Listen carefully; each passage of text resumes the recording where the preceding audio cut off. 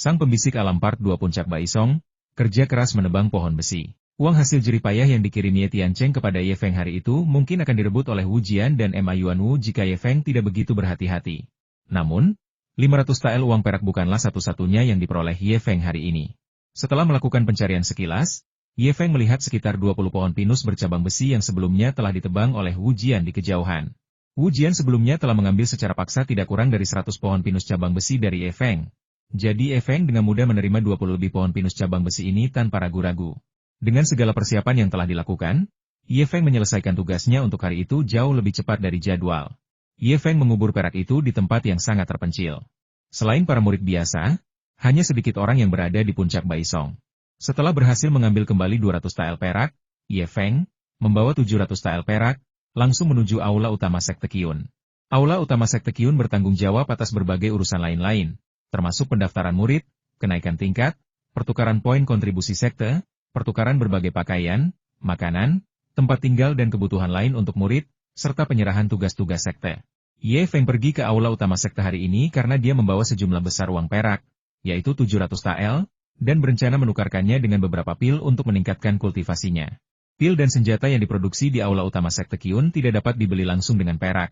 Barang-barang tersebut hanya dapat ditukar menggunakan poin kontribusi sekte. Poin kontribusi sekte umumnya hanya dapat diperoleh dengan menyelesaikan tugas-tugas sekte yang dikeluarkan oleh aula utama sekte. Namun, murid rendahan tidak memenuhi syarat untuk menyelesaikan tugas-tugas sekte guna memperoleh poin kontribusi sekte. Namun, poin kontribusi Sekte Qiyun dapat diperoleh dengan menyumbangkan perak, yang juga merupakan satu-satunya cara bagi murid rendahan Sekte Qiyun untuk memperoleh poin kontribusi sekte. Mendonasikan 10 tael perak akan memberi Anda 1 poin kontribusi sekte, dengan rasio 10:1. Sebagai contoh, pil esensi darah, yang khusus digunakan oleh murid luar di Sekte Qiyun, dapat ditukar dengan 20 poin kontribusi sekte, yang setara dengan 200 tael perak per pil. Harga ini sudah tergolong murah. Jika pil esensi darah Sekte Qiyun dijual di pasaran, harganya bisa dengan mudah mencapai lebih dari 200 tael perak per pil. Ye Feng cukup beruntung. Puncak 100 pinus miliknya tidak terlalu jauh dari aula utama Sekte Qiyun. Jaraknya hanya sekitar 50 atau 60 mil jalan pegunungan, dan Ye Feng, yang kultivasinya telah meroket, dapat berlari selama 1 jam. Saat Ye Feng perlahan mendekati aula utama Sekte Qiyun, sosok-sosok seringkali terbang dengan cepat melintasi langit, yang sangat menggembirakan Ye Feng. Sejauh yang Ye Feng ketahui, kultivasi seni bela diri memiliki 5 tingkatan pemurnian darah dan pemurnian esensi. Mencapai puncak kultivasi seni bela diri dan menembus ke tingkat berikutnya berarti mencapai transformasi roh. Tingkat kultivasi Ye Feng saat ini hanya berada di tingkat kedua pemurnian darah, yang masih jauh dari kultivator alam transformasi roh legendaris yang dapat terbang bebas di langit. Namun, Ye Feng sama sekali tidak patah semangat. Dia yakin bahwa dia bisa melakukan apa yang orang lain bisa lakukan. Tujuan pertama Ye Feng adalah menjadi murid luar Sekte Qiyun. Hanya dengan menjadi murid luar Sekte Qiyun seseorang dapat memperoleh lebih banyak sumber daya kultivasi, teknik kultivasi yang lebih baik, dan lebih banyak waktu kultivasi. Lakukanlah selangkah demi selangkah, dan impianmu pada akhirnya akan menjadi kenyataan. Aula utama Sekte Qiyun menempati area yang luas, tetapi tidak banyak murid yang datang dan pergi. Hanya beberapa tetua sekte yang sudah lanjut usia, yang kultivasinya tidak memiliki harapan untuk mencapai terobosan, yang bertugas. Meskipun tidak banyak murid yang datang dan pergi, Ye Feng, murid rendahan yang mengenakan pakaian abu-abu, tetap tampak mencolok. Melihat sekeliling, para murid yang berjalan di aula utama sekte itu adalah murid luar yang mengenakan pakaian hitam atau murid dalam yang mengenakan pakaian putih. Ye Feng, murid serba bisa yang mengenakan pakaian abu-abu, adalah satu-satunya yang ada di sini hari ini. Tidak seorang pun memperhatikan Ye Feng. Para murid Sekte Qiyun yang datang dan pergi serta saling menyapa dengan sopan. Ketika melihat Ye Feng mengenakan pakaian abu-abu, yang lebih baik dari mereka hanya mengabaikannya dan pergi. Mereka yang kondisinya sedikit lebih buruk menunjukkan rasa jijik di mata mereka dan menghindari Ye Feng. Lebih buruk lagi, saat melihat Ye Feng, seorang murid berjubah abu-abu, mereka tidak hanya gagal menghindar atau memberi jalan, tetapi malah mempercepat langkah dan menyerbu langsung ke arah Ye Feng, membuatnya sangat terkejut sehingga Ye Feng dengan cepat menghindar ke samping. Jika seorang murid tukang terbunuh oleh murid luar, pada dasarnya itu adalah kematian yang sia-sia. Sekalipun ada hukuman bagi murid-murid luar, hukuman itu hanyalah hukuman ringan seperti menghadap tembok dalam diam. Untungnya, para murid luar ini selalu menganggap diri mereka tinggi. Bukankah akan merendahkan mereka jika berdebat dengan murid rendahan? Namun, para murid luar yang mengenakan pakaian hitam itu sangat arogan saat menghadapi Ye Feng. Tetapi ketika menghadapi para murid dalam yang mengenakan pakaian putih, sikap mereka langsung berubah menjadi hormat. Kemanapun para murid inti berjubah putih pergi, Para murid berjubah hitam selalu memberi jalan. Tiba-tiba, suara angin kencang menerpa udara terdengar, dan semua murid, baik di dalam maupun di luar sekte, mendongak ke langit, seketika membuat aula sekte menjadi ramai. Cai, lihat. Kakak Cai ada di sini. Saat keributan terjadi, seberkas cahaya warna-warni melesat cepat dari langit menuju aula utama sekte tersebut. Baru ketika cahaya itu melambat, Ye Feng menyadari bahwa itu sebenarnya adalah seorang wanita berpakaian warna-warni yang telah berubah wujud karena kecepatannya yang berlebihan. Ketika Ye Feng melihat wanita berpakaian warna-warni itu dengan jelas, dia tiba-tiba terkejut. Transendensi. Meskipun wanita berbaju warna-warni itu hanya mengenakan riasan tipis dan alisnya digambar samar-samar, seluruh penampilannya, dengan rambutnya yang terurai dan pakaiannya yang berwarna-warni, memancarkan aura halus dan bak peri. Melihatnya, Ye Feng merasa semakin malu pada dirinya sendiri. Kedatangan wanita berpakaian warna-warni itu seketika membuat pengurus sekte yang sedang duduk tenang di aula utama sekte itu waspada. Beberapa diaken sekte merapikan pakaian mereka dan menuju ke pintu masuk aula untuk menyambut mereka. Aku penasaran murid sejati mana yang telah turun, tetapi ternyata itu adalah peri berjubah warna-warni. Bolehkah aku bertanya apa yang membawa peri berjubah warna-warni ke aula utama sekte ini? Beberapa diaken sekte melangkah maju untuk menyambutnya, ekspresi mereka menjadi sangat hormat. Bahkan para murid inti berjubah putih yang sebelumnya angkuh kini berdiri patuh berbaris, menyambut mereka serempak. Apakah tetua Diakon Wu ada di sini? Apakah tetua Diakon Wu, yang ahli dalam penyakit hewan, ada di sini? Peri berpakaian warna-warni mengabaikan salam dari murid-murid inti dan buru-buru bertanya kepada tetua Diakon He, yang bertanggung jawab atas pil-pil tersebut. Barulah kemudian Ye Feng menyadari bahwa peri berbaju warna-warni itu sedang menggendong seekor kucing belang putih dan berbintik-bintik di lengannya. Rubah berbintik dengan corak putih dan hitam ini terlihat sangat lucu. Anehnya, saat ini ia tampak sedikit gelisah dan resah, dengan bulu di punggungnya berdiri tegak. Jika peri berbaju warna-warni itu tidak berusaha sebaik mungkin untuk menenangkannya, mungkin ia akan tiba-tiba menyerang dan melukai seseorang. Saat ditanya, wajah tetua He menjadi muram. Peri berjubah warna-warni, tetua Wu meninggal tahun lalu karena kelelahan akibat usia lanjut. Setelah menerima jawaban itu, peri berbaju warna-warni tampak kecewa, dan ekspresinya semakin cemas seiring dengan tangisan kucing belang di pelukannya yang semakin mendesak. Bolehkah saya bertanya? Peri berjubah warna-warni, apakah Anda mencari tetua Wu, seorang ahli penyakit hewan, demi rakun yang ada di pelukan Anda? Tanya tetua He, ekspresinya berubah. Tepat sekali. Peri berbaju warna-warni terus menenangkan rubah bunga itu dengan tangan gioknya yang ramping, sambil berkata, 3 hari yang lalu, entah kenapa, Suer tiba-tiba menjadi sangat mudah marah, dan kemudian semakin parah dari hari ke hari. Hari ini, dia bahkan menolak makan buah, dan hampir menggigitku. Aku tidak tahu kenapa, tapi aku datang ke sini khusus untuk meminta bantuan medis dari tetua Wu. Aku hanya tidak menyangka. Tetua Diakon He mengerutkan kening. Peri berjubah warna-warni, bagi binatang buas, kekuatan spiritual yang telah kau kembangkan adalah obat mujarab, mampu menyembuhkan semua penyakit mereka. Bahkan sedikit saja dari kekuatan itu seharusnya sudah cukup. Aku sudah mencoba, tapi tidak berhasil. Tetua He, Anda berpengetahuan luas dan berpengalaman, apakah Anda punya metode pengobatan? Suer sudah bersamaku selama lebih dari 10 tahun, dan dia sangat penting bagiku. Saat dia berbicara, peri berbaju warna-warni itu hampir menangis. Yah, aku juga tidak tahu kenapa. Namun, Peri Cai bisa mencoba pil roh hewan yang diberikan sekte kepada roh penjaga hewan untuk mencegah penyakit. Tapi aku tidak bisa menjamin apakah itu akan efektif, kata tetua He. Berikan padaku dengan cepat. Setelah meminum beberapa pil roh binatang, peri berpakaian warna-warni, sambil membawa rubah bunga, melayang ke langit dan menghilang di cakrawala. Sambil memperhatikan peri yang pergi dengan pakaian warna-warni, Ye Feng menggelengkan kepalanya. Ye Feng yakin bahwa pil roh binatang tidak berpengaruh pada rubah bunga, dan tidak ada ramuan atau obat apapun yang akan berhasil padanya. Ye Feng telah mengumpulkan beberapa petunjuk dari tangisan kucing belang itu. Setelah peri berbaju warna-warni itu pergi, aula utama sekte yang tadinya sunyi, kembali menjadi ramai. Ekspresi hormat para murid inti berjubah putih itu lenyap, digantikan oleh kesombongan sekali lagi. Para tetua sekte, yang beberapa saat sebelumnya begitu bersemangat, kembali ke tempat duduk mereka, dengan tenang dan santai menjalankan tugas mereka. Hierarki di sini sangat ketat. Sambil menghela napas, Ye Feng berjalan ke aula utama sekte, menemui seorang diakon tua, dan mengeluarkan selembar uang perak, berkata, Diakon, saya ingin menukarnya dengan poin sumbangan sekte.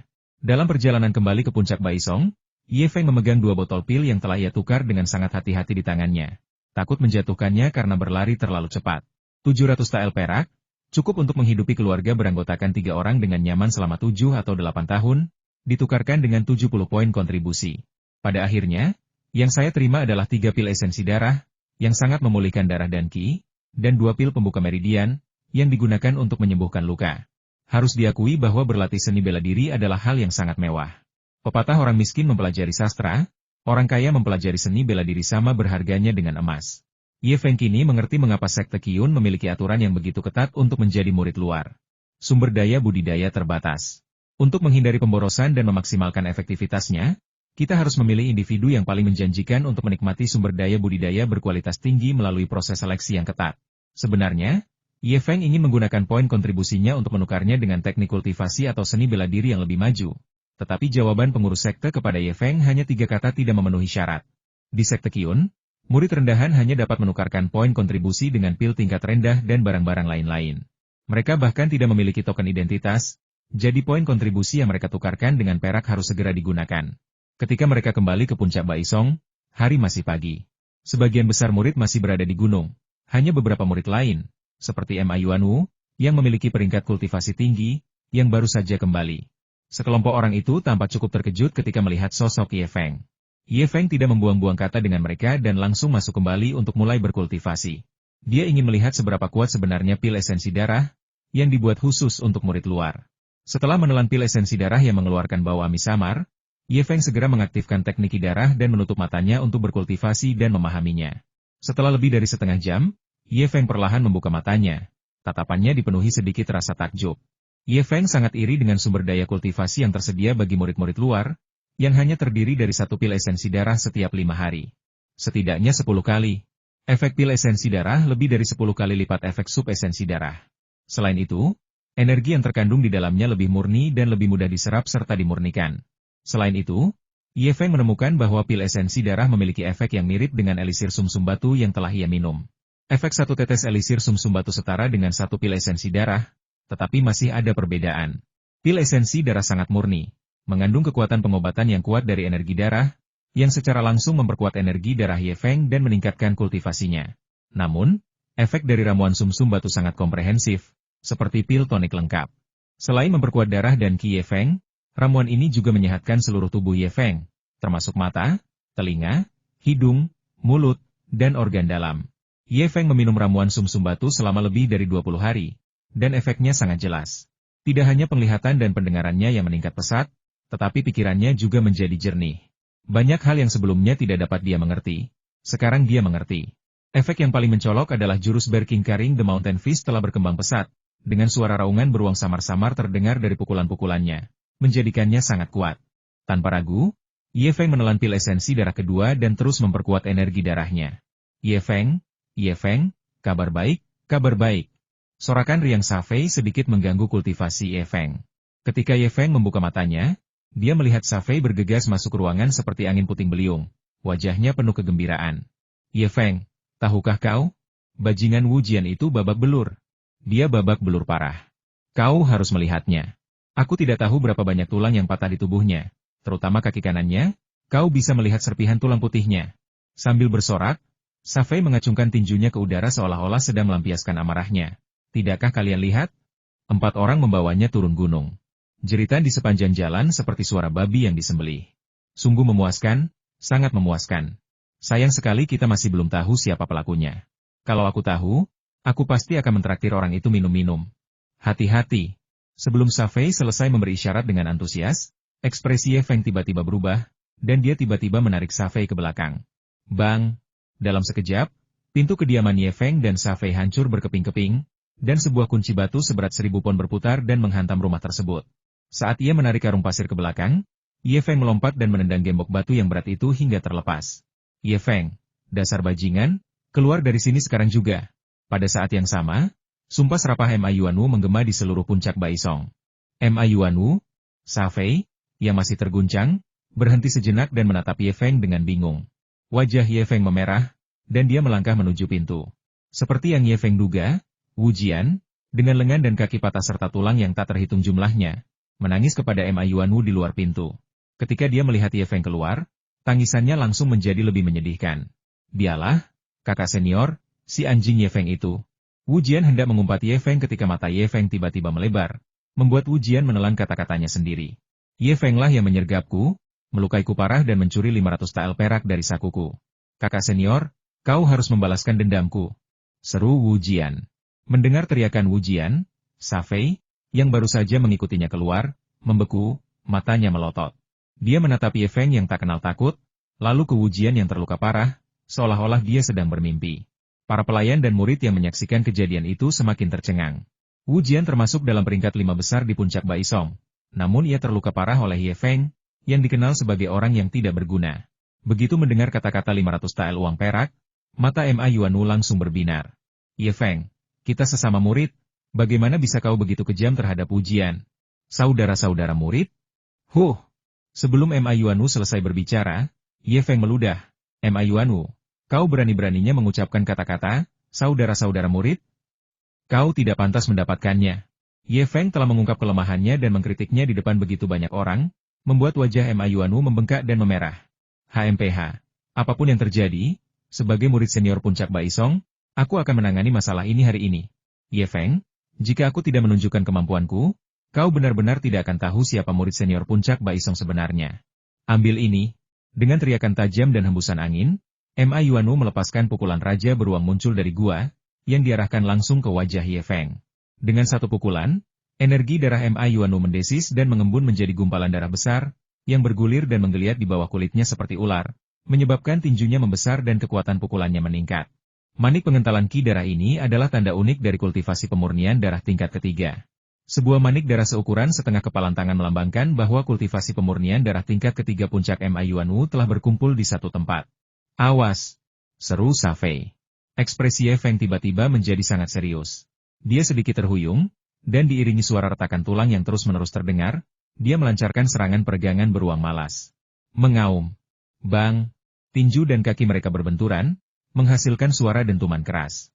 Ma Yuanwu sedikit terhuyung dan hanya mundur setengah langkah, sementara Ye Feng terguncang dan mundur 3 langkah sebelum mendapatkan kembali keseimbangannya.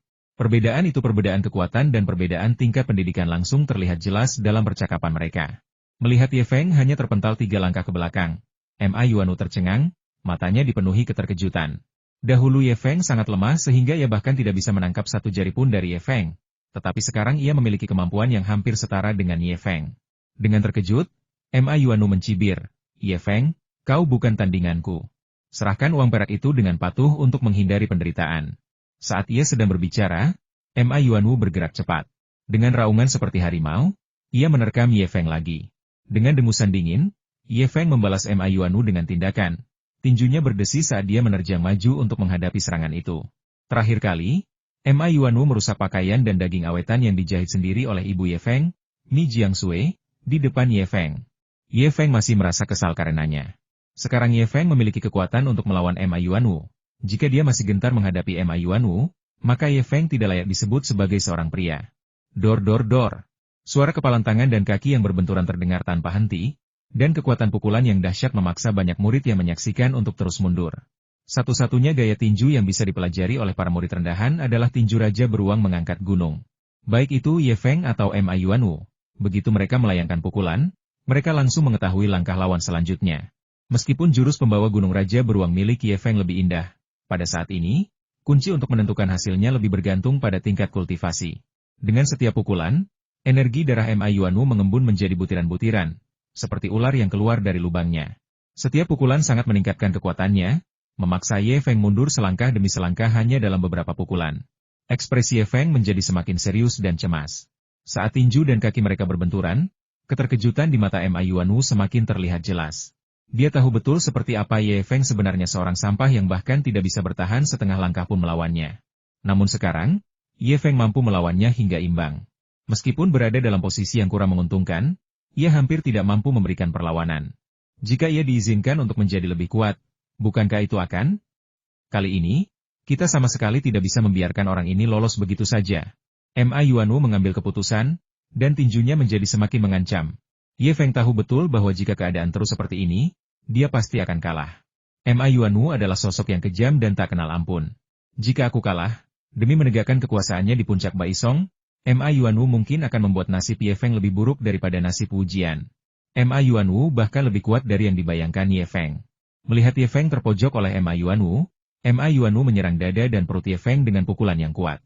Ye Feng, yang lengannya sudah mati rasa dan sakit akibat benturan itu, tidak punya tempat untuk menghindar atau mundur. Dia baru saja terkena pukulan langsung, dan lengannya belum pulih. Jika dia terkena pukulan langsung lagi, Ye Feng pasti akan kalah.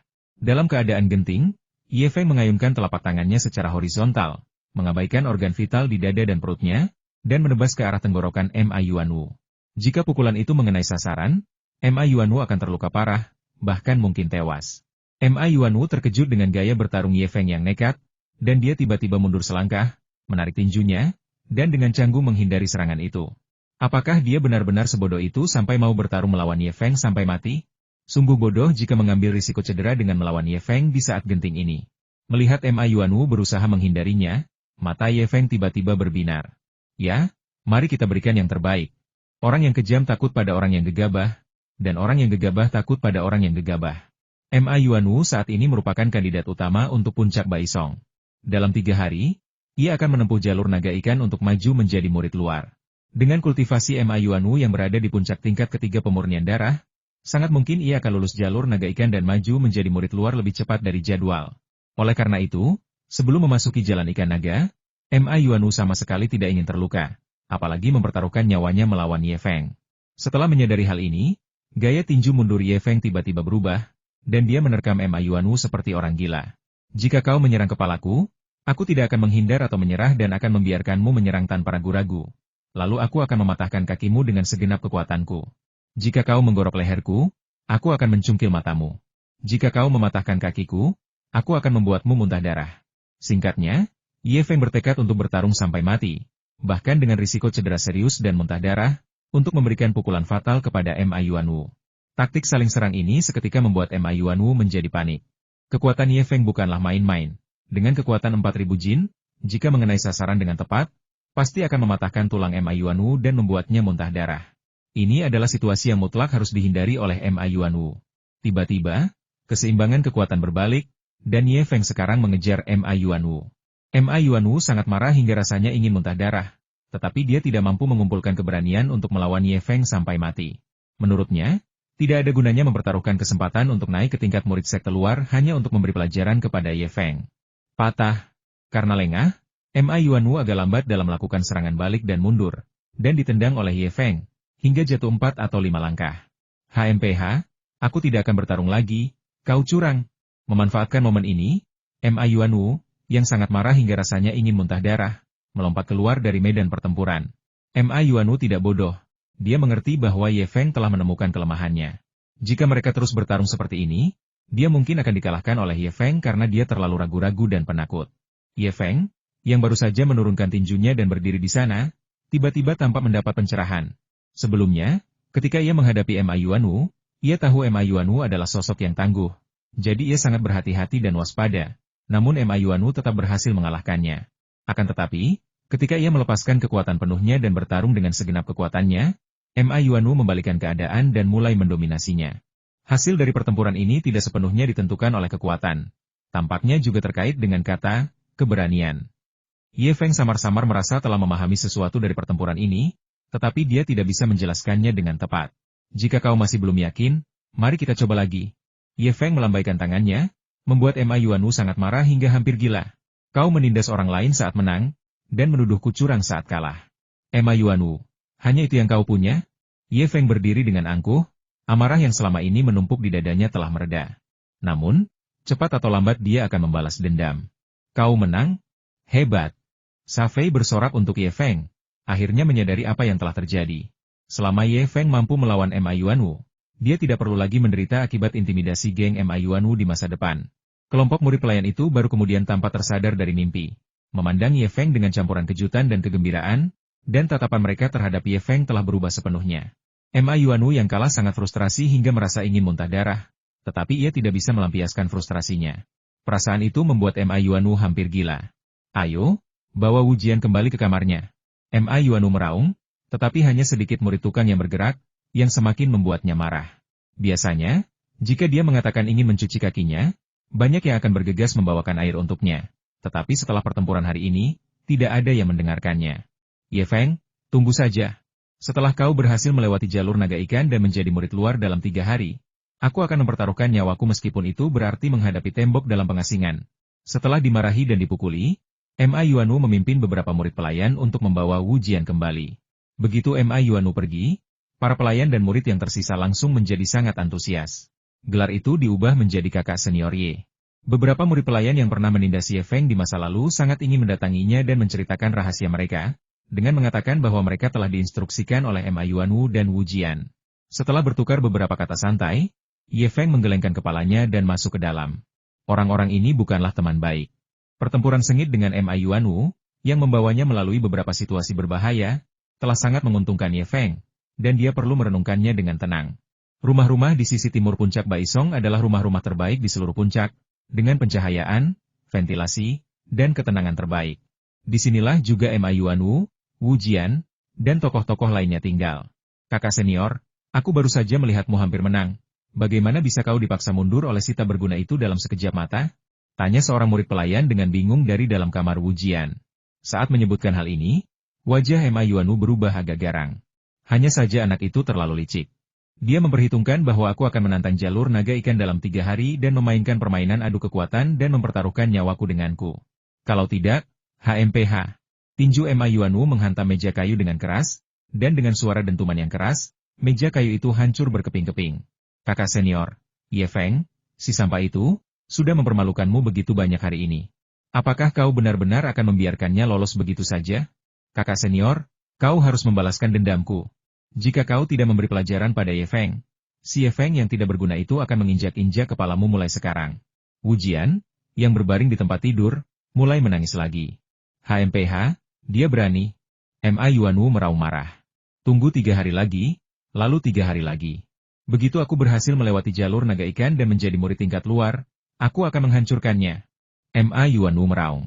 Kakak senior, Ye Feng benar-benar tidak berguna. Dia selalu tidak becus. Aku ingat sebulan yang lalu, kultivasinya bahkan belum mencapai puncak tingkat pertama pemurnian darah.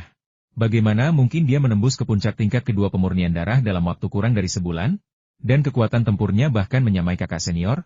Seorang murid pelayan bertanya dengan penuh keraguan. Ya. Wu Jian juga tampak kesal. Lebih dari 20 hari yang lalu, ketika dia kembali dari mengunjungi kerabatnya, dia tidak berani mengeluarkan suara ketika aku merebut barang bawaannya. Tetapi sekarang, bertemu kerabat, jantung Ma Yuanu berdebar kencang. Itu dia, pasti kunjungan keluarga lebih dari 20 hari yang lalu. Keluarga si tak berguna itu datang menjenguknya, mereka pasti membawakan beberapa barang bagus untuknya, kata Ma Yuanu tiba-tiba.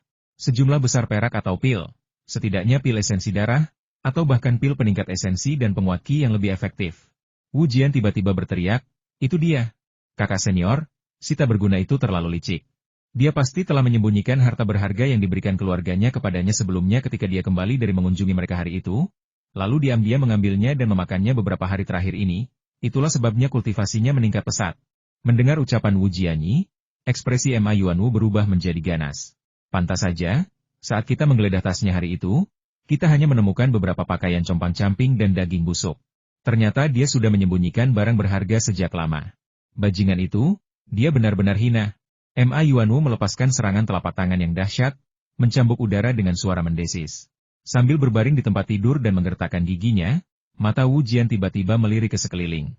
Kakak senior, Ye Feng pasti masih memiliki beberapa harta karun yang bagus.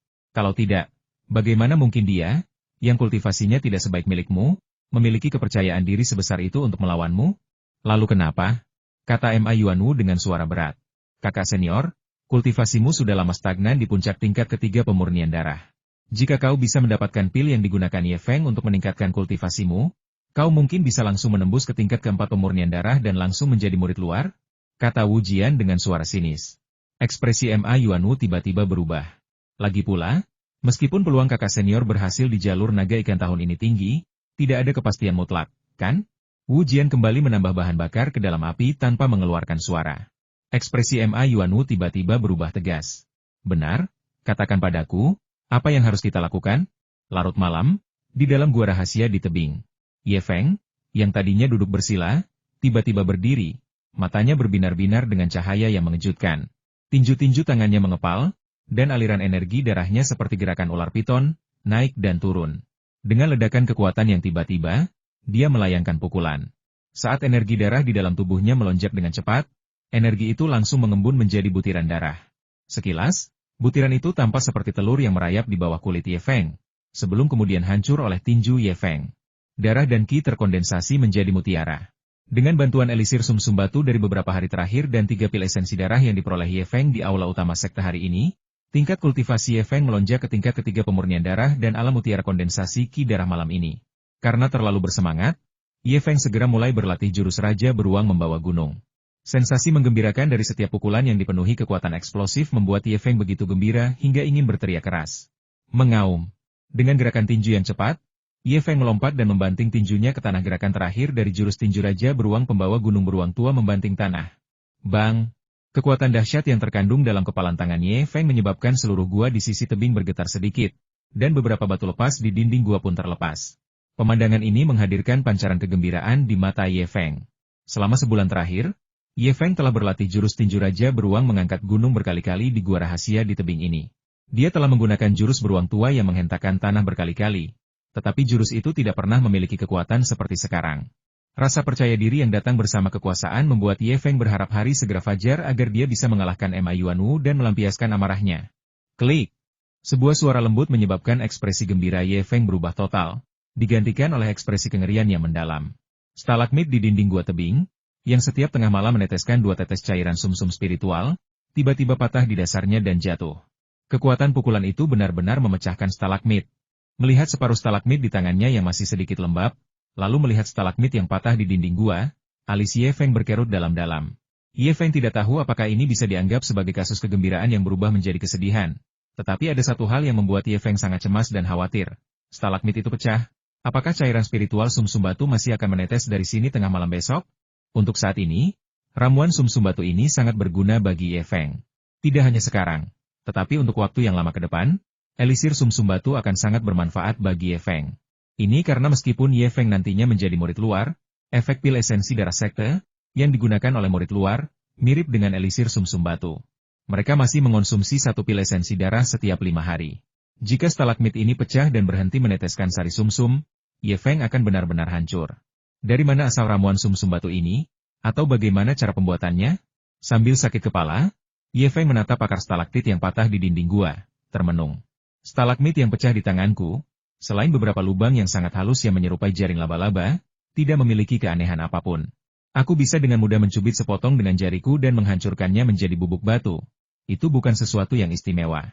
Ye Feng benar-benar tidak percaya jika dikatakan bahwa elisir sumsum batu diproduksi di dalam stalagmit ini. Mungkinkah? Mata Ye Feng tiba-tiba berbinar saat ia menatap stalagmit yang pecah itu. Mungkinkah ada sesuatu yang lebih dari stalagmit ini? Setelah mempertimbangkan dengan matang, Ye Feng menahan keinginannya untuk menggali tunas bambu yang patah itu dan menjelajahinya. Siapa tahu apa yang tersembunyi di balik stalagmit itu? Apakah kamu memiliki harta karun atau tidak sama sekali?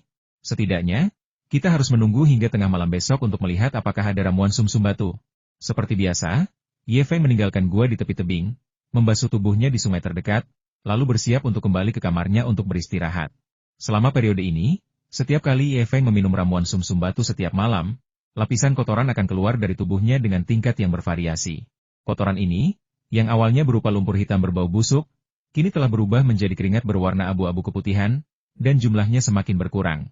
Kemungkinan besar, kotoran yang dikeluarkan dari tubuh Ye Feng setelah meminum ramuan sumsum batu memberinya manfaat yang besar. Dalam perjalanan pulang, Ye Feng dengan hati-hati melihat sekeliling, berusaha berjalan dalam kegelapan sebisa mungkin, takut ketahuan dan membongkar gua rahasia di tebing itu. Ketika Ye Feng tiba di depan pintunya sendiri, dia terkejut. Pintunya telah dihancurkan oleh Ma Yuanwu dan kelompoknya siang itu, dan Ye Feng serta Safei telah memperbaikinya malam itu. Tetapi sekarang pintu itu rusak lagi. Dari kejauhan, bagian dalam rumah itu tampak sangat berantakan. Tidak bagus. Sambil berteriak, Ye Feng bergegas masuk dan melihat Safei berlumuran darah, terikat erat dan tergeletak di tanah, dengan sepasang kaos kaki compang-camping disumpal di mulutnya. Saat melihat Ye Feng masuk, Safei yang sekarat tiba-tiba berusaha berdiri. Safei, siapa yang melakukan ini? Siapa yang melakukan ini? Tanpa berpikir panjang, Ye Feng bergegas maju untuk melepaskan ikatan Safei. Yang mengejutkan, Safei meronta dan menendang Ye Feng hingga terpental. Matanya terbuka lebar, mencoba mengedipkan mata pada Ye Feng dengan bola matanya terbalik seolah ingin memutar bola matanya sampai pingsan. Ada jebakan. Safei meraung saat Ye Feng mengeluarkan kaos kaki robek dari mulut Safei. Hampir bersamaan, Dua papan ranjang yang berserakan di ruangan itu tiba-tiba terangkat dan menghantam Ye Feng. Dua sosok gelap muncul dari bawah papan ranjang pada saat yang sama, melayangkan pukulan dengan hembusan angin kencang, dan menyerang Ye Feng. Yu Ping, Chen An, berani-beraninya kalian. Begitu mereka melihat siapa orang itu, mereka langsung mengerti semuanya. Yu Ping dan Chen An adalah antek-antek Ma Yuanwu yang terkenal kejam. Kedua orang ini, yang mengandalkan kekuasaan Ma Yuanwu, sering menindas orang lain. Dengan kedatangan kedua antek ini, itu berarti Ma Yuanwu, sang pemimpin, pasti berada di dekatnya. Sebuah pikiran terlintas di benak Ye Feng, dan dia segera mencatatnya. Ye Feng menghindari Chen An di sebelah kanannya tanpa menoleh, dan melayangkan pukulan ke papan tempat tidur yang menimpa kepalanya. Dalam kegelapan, butiran energi darah yang telah terkumpul di tubuh Ye Feng bergulir cepat menuju tinju Ye Feng, lalu tiba-tiba meledak. Bang! Klik! Suara rangka tempat tidur dan tulang yang retak terjadi hampir bersamaan. Pukulan Ye Feng tepat menembus papan ranjang dan bertabrakan langsung dengan tinju Yu Ping. Ah! Tanganku! Saat teriakan Yu Ping terdengar, Ye Feng sudah meregangkan punggungnya seperti beruang malas dan menatap tajam Chen An yang bergegas masuk dari sebelah kanan. Hati-hati di atas! Saat peringatan Safei terdengar, hembusan angin kencang tiba-tiba menerpa kepala Ye Feng. Ye Feng, kau sudah tamat. Dengan seringai jahat, Ma Yuanwu menukik turun dari atap seperti burung raksasa menuju Ye Feng.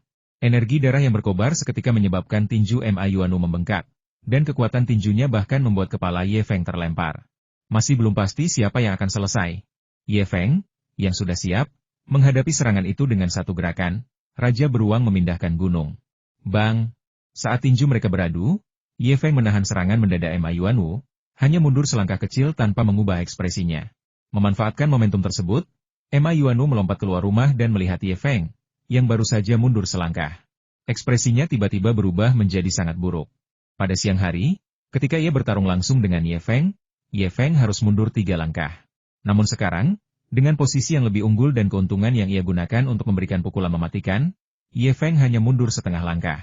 Sekalipun ia menerima serangan mematikan itu, akan sulit baginya, tetapi Ye Feng tampaknya sama sekali tidak terpengaruh. Yang paling mengejutkan Ma Yuanwu adalah, bahkan dengan tingkat kultivasinya, dia tidak mampu melukai kedua adik kelasnya, Yu Ping dan Chen An, yang berada di tingkat ketiga pemurnian darah, hanya dengan satu gerakan. Namun, Ye Feng langsung mematahkan tangan kanan Yu Ping, dan kaki kiri Chen An, yang sebelumnya gemetar akibat bertukar pukulan dengan Ye Feng, masih terus bergetar tak terkendali. Dalam sekejap, Ma Yuanwu kehilangan kepercayaan dirinya. Ma Yuanwu, benar-benar kau! Teriak Ye Feng sambil berdiri diam. HMPH, lalu kenapa? Ma Yuanwu dan kelompoknya awalnya berencana untuk menyergap Ye Feng, melukainya dengan parah, dan kemudian mencuri beberapa pil kultivasi darinya. Namun, tujuan mereka tidak dapat tercapai pada saat ini, terutama karena Ma Yuanwu tidak yakin dengan kekuatan Ye Feng. Oleh karena itu, Ma Yuanwu menyerah pada gagasan untuk melanjutkan pertarungan. Ayo pergi. Dengan dengusan dingin, Ma Yuanwu hendak pergi tanpa memberikan penjelasan apapun kepada Ye Feng. Bukan berarti Ma Yuanwu mengalami gangguan mental, melainkan ia terbiasa bertindak semena-mena dan mendominasi di puncak Baisong, lalu pergi begitu selesai bersenang-senang. Ia akan memukulimu jika kau mau, merampokmu jika kau mau, terlepas dari apakah kau menyukainya atau tidak. Ye Feng sangat marah, dia benar-benar murka. Kau pikir kau bisa lari begitu saja karena tak bisa mengalahkan mereka? Ye Feng mencibir dan menerjang maju. Dasar bajingan bermarga Ma, tetap di sini. Ye Feng terus menekan tanpa henti, menunjukkan tidak ada niat untuk membiarkan Ma Yuanwu lolos begitu saja. Awalnya Ma Yuanwu tidak berniat untuk berkelahi dengan Ye Feng, tetapi malah menyergapnya larut malam. Sekarang, dia dikejar dan dimarahi oleh Ye Feng, dan bahkan Ma Yuanwu yang berkulit tebal pun mulai merasa malu. Namun, di bawah kejaran Ye Feng, Ma Yuanwu mengalami kerugian berulang kali, dan wajahnya perlahan-lahan menjadi muram. Terutama di tengah malam, keributan itu membangunkan 300 murid pelayan puncak 100 pinus yang awalnya tidur nyenyak. Mereka semua menjulurkan leher untuk menyaksikan kejadian itu. Sekarang Ye Feng mengejar dan memukuli mereka tidak tahan kehilangan muka, mengingat status mereka di masa lalu sebagai murid pelayan nomor 1 puncak 100 pinus. Ye Feng, jangan kira aku takut padamu. Setelah bertukar gerakan, Ma Yuanwu meraung marah di bawah tatapan semua orang. Kakak senior, ayo kita selesaikan dia di sini juga. Teriak Yu Ping yang terluka. Jangan takut, ayo. Ye Feng, yang sedang mengejar Ma Yuanwu, tiba-tiba menarik tinjunya dan berdiri, mengambil posisi bertarung. Itu jelas mengatakan, jika kau tidak takut, maka datang dan bertarunglah. Jika kau tidak mau, maka kau takut. Ekspresi Ma Yuanwu juga menjadi muram. Dia tahu betul bahwa jika dia tidak bertarung malam ini di bawah pengawasan semua orang, dia tidak akan pernah bisa mengangkat kepalanya tinggi-tinggi lagi di puncak Baisong. Baiklah, karena kau menantang maut, jangan salahkan aku jika aku mengabulkan keinginanmu. Dengan raungan, tinju Ma Yuanwu melepaskan hembusan angin yang kuat saat ia menyerbu ke arah Ye Feng, yang berdiri dengan tinju terkepal. Beruang hitam keluar dari sarangnya. HMPH, bagus sekali. Ye Feng tidak menghindar atau mengelak, tetapi mengubah posisi tinjunya dan juga menggunakan jurus beruang hitam yang muncul dari gua untuk menghadapi serangan tersebut. Sebelum terobosannya, dia bisa bertarung imbang dengan Ma Yuanwu. Sekarang setelah Ye Feng berhasil menembus level yang lebih tinggi, apa salahnya berhadapan langsung dengannya? Melihat Ye Feng membalasnya dengan gaya pukulan yang persis sama, Ma Yuanwu merasa sedikit takut. Adegan saat ia mencoba menyelinap mendekati Ye Feng dari atas tetapi tidak mendapatkan keuntungan apapun barusan terulang kembali dalam pikirannya. Bang! Dalam sekejap, Ma Yuanwu, yang sedang berhadapan langsung dengan Ye Feng, disambar seolah-olah oleh petir. Kekuatan dahsyat dari tinju itu menyebabkan tubuhnya secara tidak sengaja jatuh ke belakang. Seketika itu juga, Ye Feng, yang telah unggul, menendang seluruh tubuhnya ke belakang, membuatnya terlempar ke udara. Seteguk darah menyembur keluar di udara. Sekitar 300 pelayan yang bertelanjang dada, bahkan beberapa hanya mengenakan pakaian dalam, terdiam sejenak, tatapan mereka berubah tegas saat memandang Ye Feng. Mustahil, kau tidak akan pernah bisa mengalahkanku. Bahkan jika kau berhasil menembus pertahananku, kau baru berada di tahap awal tingkat ketiga pemurnian darah. Sementara aku sudah berada di puncak tingkat ketiga pemurnian darah. Setelah menembus ke tingkat ketiga pemurnian darah dan manik pemadatan ki darah, kekuatan seorang seniman bela diri akan meledak dengan daya penghancur, tetapi ledakan ini didasarkan pada kekuatan aslinya. Kekuatan asli Ma Yuanwu hanya sedikit di atas 3000 jin, tetapi setelah mutiara kondensasi ki darah meletus, kekuatannya bisa mencapai sedikit di atas 4000 jin.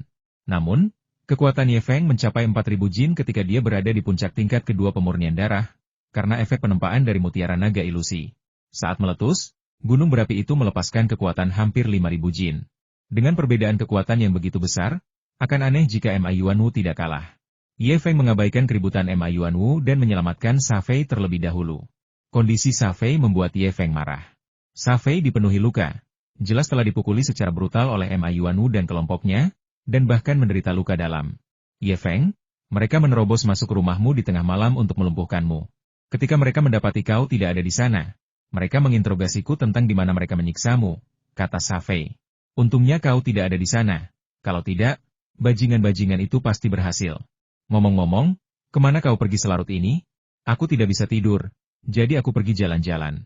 Ye Feng memberikan jawaban santai, tetapi wajahnya sudah tampak dingin.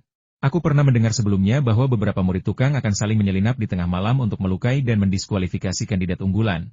Tetapi aku tidak pernah menyangka hal seperti itu akan terjadi padaku. Setelah memikirkannya, Ye Feng merasa sedikit takut. Jika dia sedang tidur di rumah ketika Ma Yuanwu dan anak buahnya menyerbu masuk, betapapun terampilnya dia, diserang secara tiba-tiba saat tidur kemungkinan besar akan membuatnya menjadi korban penyergapan Ma Yuanwu dan anak buahnya. Jika terjadi sesuatu yang tidak diinginkan, hidupnya akan hancur oleh bajingan Ma Yuanwu itu. Namun, insiden ini menjadi peringatan bagi Ye Feng. Dengan ekspresi yang mengerikan, Ye Feng berbalik dan berjalan menuju Ma Yuanwu yang terluka dan terjatuh.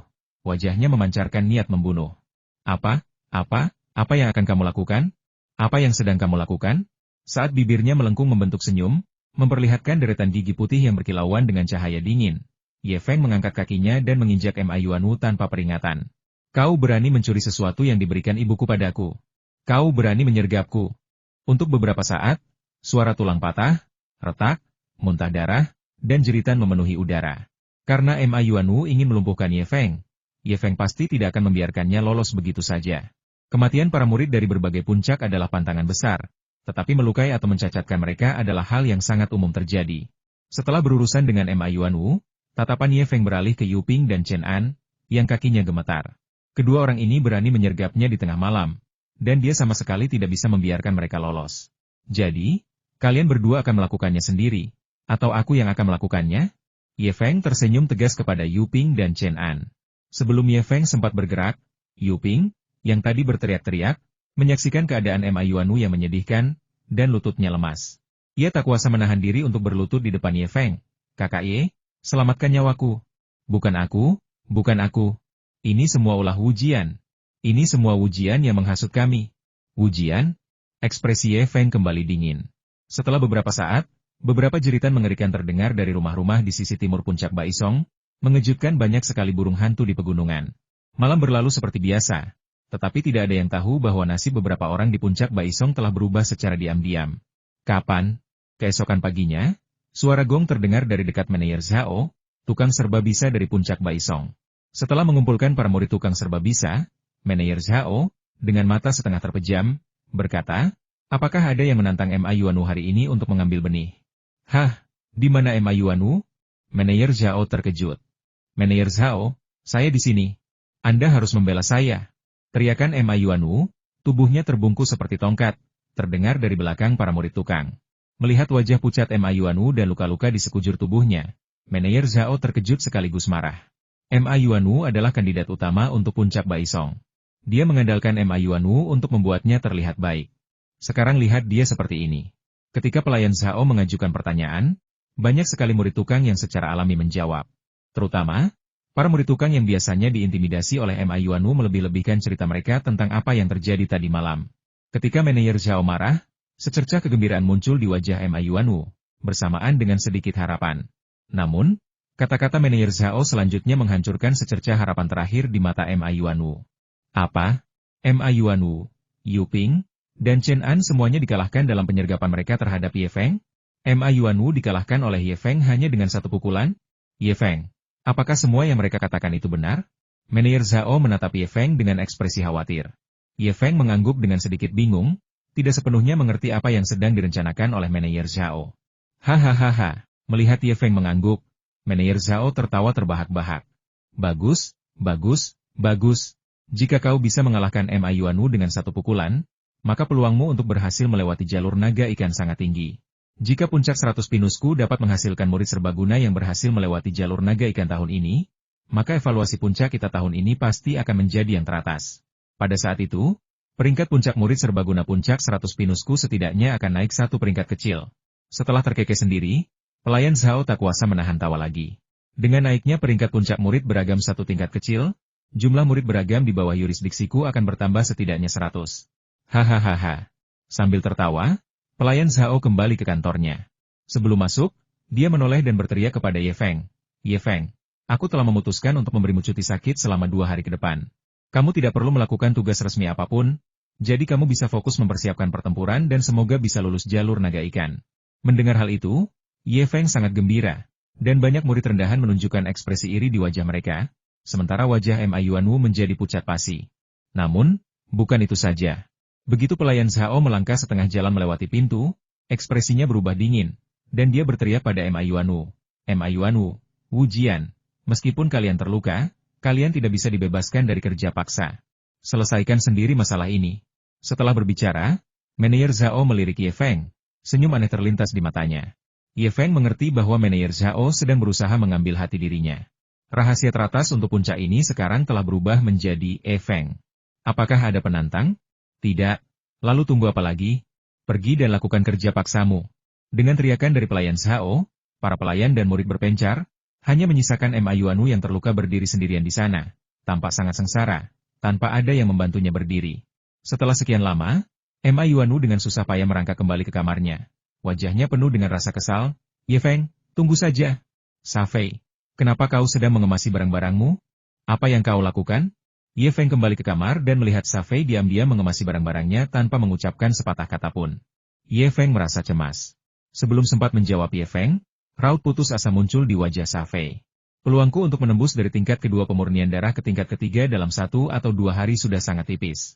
Sekarang setelah aku menderita luka dalam, harapan itu semakin kecil. Daripada diusir dari sekte dan dipulangkan dengan cara yang sangat memalukan setelah ujian besar, lebih baik aku pergi diam-diam sebelumnya.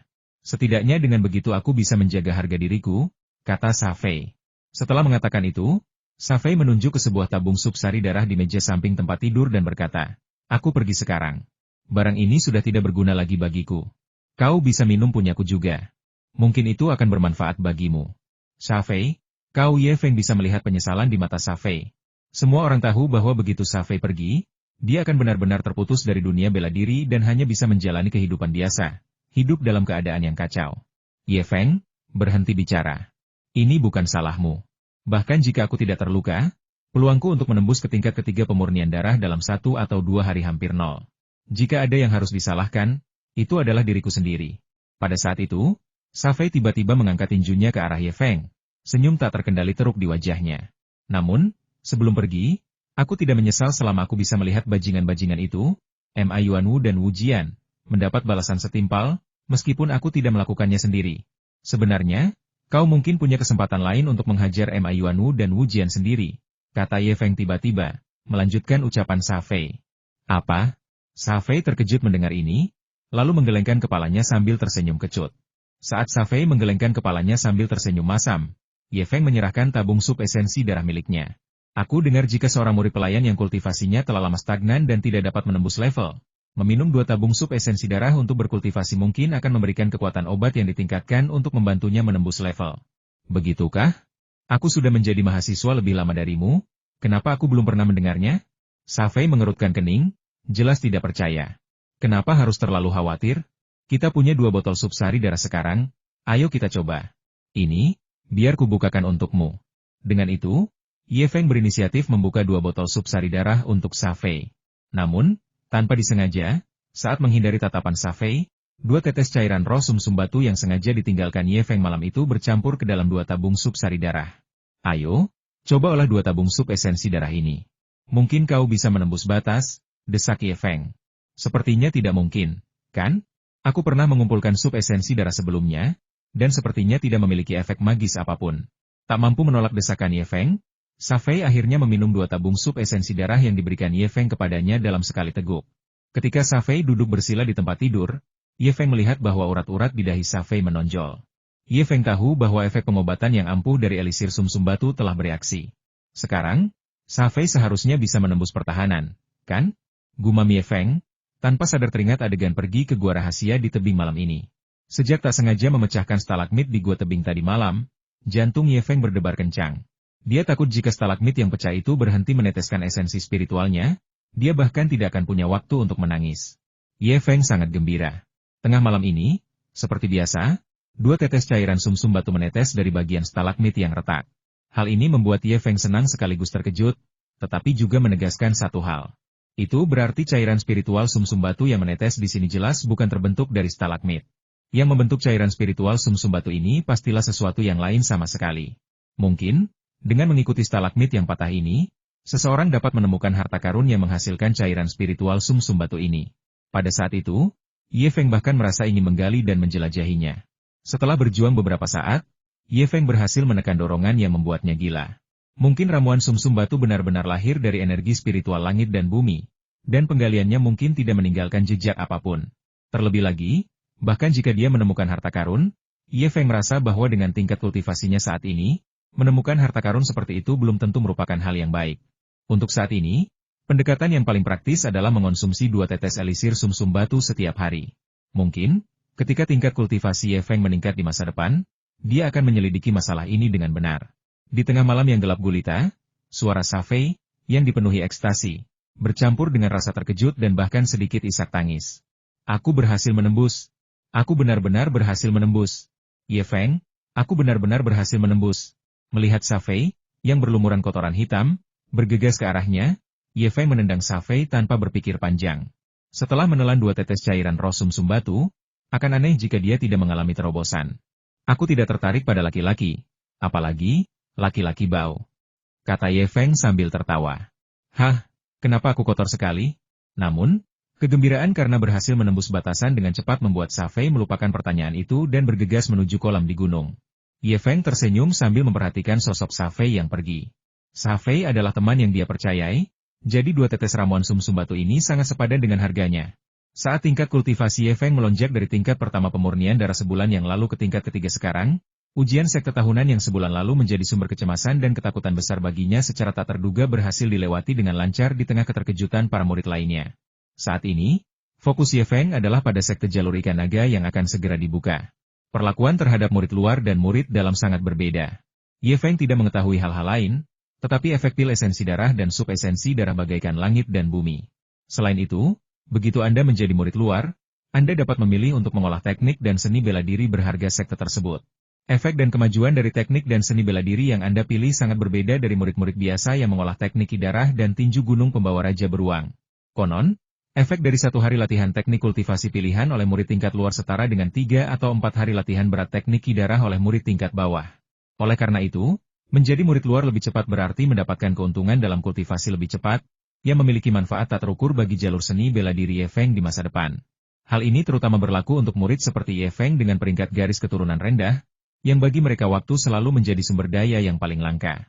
Di pagi hari pertama bulan ke-8 kalender lunar, pelayan Zhao, seorang pelayan serba bisa dari puncak Baisong, secara pribadi mengantar Ye Feng ke puncak Donglai, lokasi Yulongdao dari sekte Qiyun. Puncak Donglai ini meliputi area yang luas. Sekte Qiyun dikenal memiliki 100.000 murid beragam dan 3.000 murid luar. 100.000 murid beragam tersebar di luar berbagai puncak beragam, sementara 3.000 murid luar, atau lebih tepatnya, hampir semua murid luar sekte Qiyun, berlatih di puncak Donglai ini. Di sepanjang perjalanan, murid-murid dari berbagai puncak yang beragam datang ke puncak Donglai tanpa henti. Menurut pengurus Zhao, orang-orang ini semuanya adalah kandidat unggulan dari lebih dari 300 puncak beragam sekte Qiyun. Ye Feng, aku sudah menjelaskan semua hal yang perlu kau perhatikan di jalur naga ikan. Ingat, jangan bersaing. Selama kau jujur dan berhasil melewati jalur naga ikan, kau akan bisa menjadi murid luar. Setelah jeda, pengurus Zhao melanjutkan, apakah puncak layanan serbaguna 100 pinus di bawah yurisdiksi saya dapat dipromosikan 1 atau 2 peringkat tahun ini sepenuhnya bergantung pada Anda. Jika Anda berhasil melewati jalur ikan naga, saya akan memberi Anda hadiah yang lebih baik lagi. Hadiah yang bagus? Ye Feng tersenyum tipis dan mengangguk, lalu berkata, akan saya ingat itu, terima kasih, Manajer Zhao. Di atas kedua pintu batu yang tampak berat itu terukir riak air, ikan mas, dan gerbang naga yang berkilauan. Menggambarkan seekor ikan mas melompati gerbang naga dan berubah menjadi naga ikan mas melompati gerbang naga. Nama Yulongdao berasal dari makna ini. Pada saat itu, 7 atau 800 orang secara bertahap telah berkumpul di dekat pintu masuk jalan naga ikan. Selain para kandidat terpilih dari berbagai puncak lainnya, sebagian besar dari mereka adalah murid luar sekte Qiyun yang mengenakan pakaian hitam. Jalur ikan naga, yang secara khusus dibuka setiap tahun untuk berbagai macam murid, adalah acara yang menyenangkan dan mengasyikkan bagi murid luar yang tinggal dan berlatih di puncak Donglai. Platform taruhan kejuaraan ikan batangan emas dan jalur naga saya kini telah dibuka. Feng Haoran dari puncak Xiu, peluang 11, Si Tianjia dari puncak timur ke-7, peluang 11.1, Wang Qi dari puncak selatan ke-9, peluang 11.1. Kakak Hi, menurutmu berapa banyak orang yang akan lulus jalur naga ikan tahun ini? 20? Atau kurang dari 10? Para murid luar yang mengenakan pakaian hitam berkumpul di sana dengan sangat meriah, terutama meja judi yang dibuka oleh murid luar bernama Jin Yuan Bao, tempat para penjudi datang tanpa henti. Akibatnya, para murid pelayan yang menjadi korban perjudian oleh Jin Yuan Bao juga menarik perhatian semua orang. Sebagai contoh, Feng Haoran dari puncak Xiu adalah seorang remaja berusia 17 tahun yang agak arogan. Bibirnya yang tipis sedikit mengerucut, dan wajahnya tanpa percaya diri dan bangga. Meskipun baru berusia 17 tahun, fisiknya sebanding dengan orang dewasa. Pelipisnya menonjol, dan ia penuh semangat dan vitalitas. Wajahnya merona dan ia tampak seperti meledak dengan energi. Si Tianjia, dengan wajah persegi khas Dong Qifeng, tampak lebih santai. Meskipun ekspresinya ramah, kepercayaan diri yang tanpa sengaja terpancar dari matanya cukup mencengangkan. Yang paling ditakuti dari semuanya adalah Wang Qi dari 9 puncak selatan. Sosoknya yang besar menonjol seperti bangau di antara ayam-ayam di antara banyak murid lainnya. Bahkan dibandingkan dengan murid-murid luar yang berusia sekitar 20 tahun, fisiknya sangat kuat, hanya sedikit yang mampu menyainginya. Siapapun yang melihat tangan-tangan besar berbentuk kipas itu tidak akan meragukan kekuatan mengerikan yang terkandung di dalamnya. Melihat sosok Wang Qi, Ye Feng samar-samar memahami bahwa Wang Qi mungkin salah satu dari individu yang disebut memiliki kekuatan super bawaan. Orang-orang ini terlahir dengan kekuatan super, dan jika kultivasi mereka mencapai tingkat ketiga pemurnian darah dan mani kondensasi ki darah, kekuatan yang mereka lepaskan akan benar-benar mengerikan. Ye Feng, kuda hitam yang tiba-tiba muncul dari puncak Baisong, tentu saja tidak memiliki kualifikasi untuk meminta Jin Yuan Bao, seorang murid luar, untuk mendirikan platform taruhan. Setelah mengamati dengan saksama para murid rendahan yang berjudi dengan Jin Yuan Bao, Ye Feng memutuskan bahwa begitu ia memasuki jalan ikan naga, ia akan menghindari konflik apapun dengan individu-individu luar biasa yang dipilih dari bakat-bakat unggulan di setiap puncak kecuali jika benar-benar diperlukan. Tujuannya adalah untuk berhasil melewati jalur ikan naga dan menjadi murid luar. Tepat ketika Ye Feng hendak melapor kepada pemimpin sekte yang menunggu di depan gerbang jalan naga ikan dengan jimatnya, 2 pemuda berpakaian hitam tiba-tiba menghentikannya. Pemuda yang berada di depan mengikat rambutnya dengan ikat kepala hitam dan tampak garang. Kau Ye Feng? Tanya pemuda berikat kepala hitam itu dengan ekspresi bermusuhan. Ya, benar. Boleh saya bertanya siapa dua kakak senior saya? Ye Feng buru-buru menangkupkan kedua tangannya sebagai salam. Di dalam sekte Qiyun, hierarki ditegakkan dengan ketat. Murid yang terlibat dalam tugas-tugas rendahan harus memberi jalan dan menghormati murid luar, murid dalam, murid sejati, pengurus sekte, dan diaken. Hal yang sama berlaku untuk murid luar ketika mereka bertemu dengan murid dalam, murid sejati, pengurus sekte, dan diaken. Namun, di dalam sekte Qiyun, status sebenarnya seorang murid sejati lebih tinggi daripada pengurus dan diaken sekte. Para pengurus dan diaken sekte selalu berinisiatif untuk menyambut seorang murid sejati. Murid di depannya, mengenakan ikat kepala hitam dan pakaian ketat hitam, adalah murid luar. Jika Ye Feng tidak menghormatinya, dan bertemu dengan seseorang yang berpikiran sempit, orang itu mungkin akan memukuli Ye Feng hingga hampir mati, dan Ye Feng tidak akan punya cara untuk mengeluh. Melihat Ye Feng mengangguk, pemuda berpakaian hitam itu langsung memasang wajah muram, yang tampak semakin suram dengan latar belakang ikat kepala hitamnya. Jadi kau, sepupuku Ma Yuanwu, yang kau lumpuhkan. Teriak pemuda berambut hitam Ma Hui dengan marah. Jika sepupuku tidak mengirim seseorang untuk menyampaikan pesan, aku tidak akan tahu bahwa kau memukulinya begitu parah hingga ia tidak bisa bangun dari tempat tidur, dan bahkan mencuri pemain andalannya. Saudara Ma, mengapa membuang-buang kata dengannya? Dia hanya murid tukang rendahan. Mari kita pukul dia dulu. Tepat ketika Ye Feng hendak mengatakan sesuatu, Li Suelong, seorang murid luar dengan tatapan mendominasi, berteriak dengan arogan dari belakang Ma Hui, dan bahkan menggulung lengan bajunya seolah-olah hendak menyerang. Setelah mendengar kata-kata Li Suelong, Ma Hui melirik pengurus sekte yang tidak jauh darinya, matanya berkilat dengan cahaya yang ganas, dan auranya melonjak, seolah-olah dia akan bergerak. HMPH, kalian berdua coba-coba macam-macam. Selama 43 tahunku di sekte Qiyun, aku belum pernah mendengar ada orang yang berani melawan kandidat unggulan puncak serbaguna yang akan berpartisipasi dalam jalur naga ikan. Suara agak menyeramkan dari manajer Zhao, pelayan serba bisa puncak Baisong, terdengar dari belakang Ma Hui dan Li Suelong. Kemunculan manajer Zhao menggagalkan niat Ma Hui dan Li Suelong untuk bertindak di tempat kejadian, dan mereka bahkan terpaksa memberi hormat kepada manajer Zhao. Orang dengan peringkat rendah yang menjabat sebagai manajer di sekte Qiyun adalah mantan murid luar sekte, dan seseorang yang telah memberikan jasa yang terpuji kepada sekte. Mereka tidak diperbolehkan bertindak sembrono.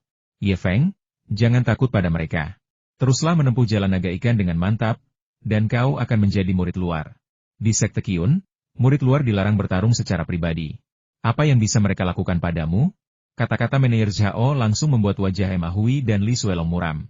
Karena manajer Zhao benar, begitu Ye Feng menjadi murid luar, dalam keadaan normal, mereka benar-benar tidak akan bisa berbuat apa-apa terhadapnya. Terima kasih banyak, Pramugara Zhao. Ye Feng berterima kasih lagi, tetapi manajer Zhao menepuk bahu Ye Feng dengan ringan dan berkata, evaluasi kinerja puncak Baisong di bawah yurisdiksi saya tahun ini sepenuhnya bergantung padamu. Saya akan menunggumu di luar Yulong Dao. Melihat Ye Feng dan manajer Zhao mengobrol dan tertawa, Ma Hui, yang telah lama memendam amarah, menjadi sangat marah. Para tetua klan menyuruhnya untuk menjaga Ma Yuanwu. Setelah memberi Ma Yuanwu beberapa petunjuk, dia berhenti memperhatikannya setelah melihat Ma Yuanwu menjadi raja di puncak Baisong. Dia hanya menunggu Ma Yuanwu menjadi murid luar. Tanpa diduga, pada akhirnya, Ma Yuanwu dilumpuhkan oleh Ye Feng. Karena Ye Feng mampu dengan mudah mengalahkan Ma Yuanwu, yang berada di puncak tingkat ketiga pemurnian darah, bagaimana mungkin Ma Hui, dengan penglihatannya yang tajam, tidak melihat bahwa Ye Feng memiliki peluang yang sangat tinggi untuk berhasil melewati jalur naga ikan? Ma Yuanwu, yang dipercayakan klan kepadanya, telah menjadi cacat, yang telah menyebabkannya sangat malu. Jika dia bahkan tidak bisa membalaskan dendam ini, dia benar-benar tidak akan mampu mengangkat kepala tinggi-tinggi di klannya sendiri. Dengan gigi terkatup dan hati yang teguh, Ma Hui mengeluarkan sebotol pil dan memberikan senyum jahat kepada Ye Feng. Awalnya, aku menyiapkan pil pembersih sumsum ini untuk Ma Yuanwu. Karena dia tidak bisa menjadi murid luar dan menikmati pil pembersih sumsum ini, biarlah pil pembersih sumsum ini membalaskan dendam sepupuku, Ma Yuanwu. Sesaat kemudian, Ma Hui mengangkat botol obat dan berteriak keras. Pil pembersih sumsum. Satu pil pembersih sumsum. Setelah jalur naga ikan terbuka, siapapun yang bisa mengusir bajingan Ye Feng dari jalur naga ikan akan mendapatkan pil pembersih sumsum ini. Sikat. Hampir 1000 mata orang di depan jalan Yulong langsung tertuju pada Ye Feng, dan beberapa dari mata itu menjadi sangat intens. Pil pembersih sumsum adalah ramuan penting bagi mereka yang mencapai tingkat keempat pemurnian darah dan menempa tubuh mereka. Keefektifan tingkat keempat pemurnian darah dan penempaan secara langsung memengaruhi seberapa cepat seorang murid luar dapat memadatkan esensi mereka dan mengumpulkan energi vital mereka. Keefektifan penguatan tubuh sangat berkaitan dengan jumlah pil pembersih sumsum yang dimiliki oleh murid-murid luar. Harga satu pil pembersih sumsum di aula utama sekte tersebut mencapai 100 poin kontribusi sekte, dan harga pasarnya lebih dari 1000 tael perak. Dapat dikatakan bahwa setiap pil pembersih sumsum sangatlah berharga bagi setiap murid lahiriah. Para pemain unggulan teratas dari setiap puncak menatap Ye Feng dengan saksama. Beberapa bahkan menghafal penampilan Ye Feng, karena mendapatkan pil pembersih sumsum ini tampak mudah jika diberi kesempatan yang tepat. Meneer Zhao, yang baru saja menoleh ke samping, tiba-tiba merasakan kebencian yang mendalam terhadap Ma Hui yang membuat giginya terasa gatal. Karena selama Ye Feng tidak berusaha untuk unggul, peluang untuk berhasil melewati jalur naga ikan sangat tinggi. Namun, hadiah buronan Ma Hui seketika menempatkan Ye Feng dalam situasi berbahaya, membuatnya tidak mungkin untuk tetap bersikap rendah diri. Dalam keadaan seperti itu, peluang Ye Feng untuk berhasil melewati jalur ikan naga langsung turun ke tingkat terendah. Hadiahnya bagus. Siapapun yang punya kemampuan, silakan datang. Ye Feng mengangkat bahu dengan angkuh, sama sekali mengabaikan tatapan cemas para kandidat dari berbagai puncak, dan berjalan menuju pengurus sekte di depan gerbang jalur ikan naga. Tidak jauh dari situ, Feng Haoran tiba-tiba mengangkat alisnya, menatap si Tianjia milik Ye Feng, tetapi alisnya sedikit mengerut. Tuan, Ye Feng dari puncak Baisong datang untuk melapor. Ye Feng dengan hormat menyerahkan jimatnya. Tunggu saja, kata pengurus sekte itu tanpa ekspresi. Setelah menunggu beberapa saat, begitu semua kontestan unggulan dari setiap puncak tiba, pengurus sekte tiba-tiba menjentikan jarinya, menghasilkan bunyi dentingan logam yang memekakan telinga dan langsung membuat semua orang terdiam. Tahun ini, jalur naga ikan, yang secara eksklusif terbuka untuk murid rendahan, seperti biasa, akan mengizinkan setiap murid rendahan yang berhasil melewati jalur naga ikan, terlepas dari tingkat kultivasinya, untuk menjadi murid luar. Sementara itu, sekte tersebut juga akan memberi hadiah kepada 10 murid pertama yang berhasil menyelesaikan jalan naga ikan. Murid peringkat pertama akan menerima 1 pil pembersih sumsum dan 10 pil esensi darah. Murid peringkat kedua dan ketiga masing-masing akan menerima 10 pil esensi darah, dan murid peringkat keempat hingga ke-10 masing-masing akan menerima 5 pil esensi darah. Suara desisan udara dingin segera memenuhi udara, dan Ye Feng sangat terharu, terutama dengan hadiah juara pertama. 10 pil esensi darah adalah hadiah rutin bagi murid sekte luar, yang membutuhkan waktu 50 hari penuh. Belum lagi hadiah pil pembersih sumsum untuk pemenang tempat pertama. Siapapun yang mendapatkan tempat pertama kemungkinan akan melihat kekuatan mereka meroket. Namun, hadiah berupa 1 pil pembersih sumsum untuk Ma Hui tampaknya sangat murah hati, hampir sama dengan hadiah untuk juara pertama di jalur ikan naga. Sebelum Ye Feng sempat berpikir terlalu banyak, tetua sekte dengan santai melepaskan seberkas cahaya, dan dengan suara berderit, gerbang berat jalan naga ikan perlahan terbuka. Para murid memasuki jalan ikan naga secara berurutan. Lebih dari 300 orang berbaris memasuki jalur ikan naga. Kecepatan masuknya tidak terlalu cepat, dengan 1 orang masuk setiap 2 tarikan napas. Begitu seseorang masuk, teriakan, suara benturan kekuatan, dan jeritan langsung terdengar. Ye Feng berada di tengah. Ketika Ye Feng melangkah ke jalan naga ikan, ia kebetulan melihat seorang murid pelayan di depannya tersapu oleh pasak besi di jalan naga ikan dan jatuh ke kolam di kedua sisi jalan naga ikan. Langsung tereliminasi. Memanggil. Sebuah tongkat, yang tampaknya terbuat dari besi olahan, tiba-tiba menjulur dari depan dan menyapu ke arah Ye Feng. Dengan pelukan cepat dan sedikit gerakan membalik, Ye Feng menghindari tongkat tersebut. Namun pada saat yang bersamaan, 2 batang besi melesat tepat ke arah Ye Feng, membuatnya tidak punya tempat untuk bersembunyi. Menghindari tiang besi di sebelah kiri, Ye Feng mengumpulkan kekuatannya dan melepaskan pukulan dahsyat, yang menghantam tiang besi di sebelah kanan. Tiang besi tua berwarna perunggu itu mengeluarkan jeritan pilu dan tiba-tiba mundur. Ini adalah jalan naga ikan dari sekte Qiyun. Sebuah lorong yang tingginya 1 zhang dan lebarnya 2 zhang, membentang sejauh mata memandang. Lorong ini tampaknya seluruhnya terbuat dari besi, dan digerakkan oleh kekuatan yang tidak diketahui, sehingga membuatnya cukup misterius. Begitu seseorang lewat, tiang-tiang besi yang tak terhitung jumlahnya yang tersembunyi di dalam akan tanpa henti menyerang orang yang lewat dari segala arah kecuali Anda berhasil melewatinya atau mengalahkannya. Pada saat yang sama, seorang murid tukang yang tinggi dan ramping di belakang Ye Feng, setelah melewati tiang-tiang besi yang baru saja menyerang Ye Feng, tiba-tiba menyusulnya, matanya tertuju pada Ye Feng dengan penuh gairah. Ye Feng, kau tetap di sini. Dengan gerakan cepat, murid pelayan itu terbang di udara dan menendang Ye Feng. Ye Feng bahkan tidak menoleh. Dia tiba-tiba meringkuk dan melompat menjauh dari pilar besi, mengabaikan murid tukang yang menyerangnya dari belakang. Bang! Setelah Ye Feng melompat, sebuah tongkat besi melayang dari samping, ditujukan untuk menyerang Ye Feng. Namun, Ye Feng kebetulan melompat, dan murid tukang yang ingin membunuh Ye Feng demi hadiah buronan terkena tepat di tengahnya oleh tongkat besi tersebut. Terlebih lagi, tanpa daya ungkit atau jalan keluar di udara, Orang tersebut tersapu oleh pasak besi dan terlempar, menciptakan percikan air yang besar di bawah jalur ikan dan naga. Bodoh. Dari nada suaranya saja, wajah Ye Feng sudah penuh dengan rasa jijik. Pria ini praktis dibutakan oleh pil pembersih sumsum, bahkan tidak mempertimbangkan di mana dia berada atau kapan waktunya, sebelum bergegas menginjak-injak Ye Feng untuk mendapatkan hadiah dari Ma Hui. Jadi, alih-alih mendapatkan hadiah, dia juga kehilangan kesempatan untuk menjadi murid luar. Ye Feng menemukan bahwa jalur ikan naga tidak terlalu sulit setelah kekuatan seseorang mencapai tingkat tertentu, itulah sebabnya manajer Zhao sangat percaya pada Ye Feng. Dia dengan hati-hati melangkah maju, melewati rintangan dan pilar, sesekali terlibat dalam pertempuran sengit. Dalam prosesnya, dia menyalip beberapa murid rendahan. Ye Feng tidak melihat orang bodoh lain seperti orang yang mencoba menendang Ye Feng untuk mendapatkan hadiah dari Ma Hui. Di sepanjang jalan, suara cipratan air tak henti-hentinya terdengar, karena orang-orang terus gagal dalam tantangan mereka dan dilempar ke dalam air. Sebagai perbandingan, kemajuan Ye Feng di jalur naga ikan terbilang cukup cepat. Ye Feng memperkirakan bahwa meskipun ia hanya memiliki kekuatan tingkat awal dari pemurnian darah tingkat ketiga, darah dan ki-nya sangat murni karena penempaan awal darah dan ki-nya oleh mutiara naga ilusi. Kekuatan tempurnya yang sebenarnya seharusnya mendekati atau sama dengan tingkat keempat pemurnian darah. Jika tidak, Ye Feng tidak akan mampu mengalahkan Ma Yuanwu, seorang kultivator tingkat pemurnian darah tahap 3, hanya dengan satu pukulan dalam konfrontasi langsung. Jika tingkat kultivasi dinilai semata-mata berdasarkan kekuatan tempur, Ye Feng mungkin sudah memenuhi syarat sebagai murid luar. Dalam keadaan seperti itu, Ye Feng merasa sangat mudah untuk menempuh jalur ikan naga. Sei Tianjia, tempat pertama ini milikku, Feng Haoran. Jangan berani-berani mencoba melewatinya. Coba ambil langkah lain dariku. Menjelang akhir jalan naga ikan, Feng Haoran yang sombong terlibat dalam pertempuran sengit dengan Si Tianjia yang berwajah persegi. Rasakan kekuatan jurus penghancur legendaris keluargaku. HMPH, 9 bentuk awan biru milik keluargaku bukanlah jurus yang bisa dianggap remeh.